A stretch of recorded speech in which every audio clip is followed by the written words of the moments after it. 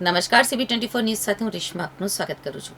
ગુજરાત રાજ્યમાં સમાન નાગરિક સંહિતા અમલમાં લાવવાની દિશામાં રાજ્ય સરકાર હવે નિર્ણાયક તબક્કે પહોંચી છે.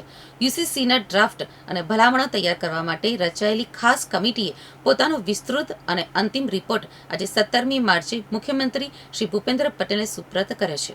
મુખ્યમંત્રી શ્રીના નિવાસ સ્થાને યોજાયેલી આ બેઠકમાં કમિટીના સભ્યોએ રિપોર્ટ રજૂ કરતા હવે કાયદો બનવાની પ્રક્રિયા તેજ બની છે. રાજ્ય સરકાર દ્વારા આ કમિટીની રચના 4 ફેબ્રુઆરી 2025 રોજ કરવામાં આવી હતી. આ કમિટીએ છેલ્લા 1 વર્ષ દરમિયાન વિવિધ ધર્મ, જ્ઞાતિના અગ્રણીઓ, કાયદાકીય નિષ્ણાતો અને સામાન્ય જનતાના અભિપ્રાયો મેળવ્યા હતા. ત્યારે 17મી માર્ચે કામકાજ સલાહકાર કમિટીની બેઠકમાં આ અંગે ચર્ચા થઈ અને સરકાર દ્વારા કુલ 4 વિધેયકો લાવવાની તૈયારી છે.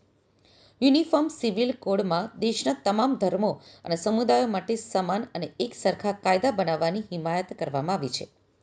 વિવિધ ધર્મના આધારે હાલના વિવિધ કાયદાઓ એક રીતે બિનઅસરકારક બની જાય છે. જો સરળ ભાષામાં કહેવામાં આવે તો આ કાયદાનો અર્થ એ છે કે દેશમાં તમામ ધર્મો અને સમુદાયો માટે કાયદો સમાન હશે, જે સંસદ દ્વારા નક્કી કરવામાં આવશે. બંધારણની કલમ 44 હેઠળ યુનિફોર્મ સિવિલ કોડ આવે છે, જે જણાવે છે કે રાજ્ય સમગ્ર ભારતમાં નાગરિકો માટે યુનિફોર્મ સિવિલ કોડ સુનિશ્ચિત કરવાનો પ્રયાસ કરશે. આ કલમ હેઠળ દેશમાં આ યુનિફોર્મ સિવિલ કોડ લાગુ કરવાની માંગ કરવામાં આવી છે. આ પાછળનો તર્ક વસ્તીને નિયંત્રિત કરવાનો છે.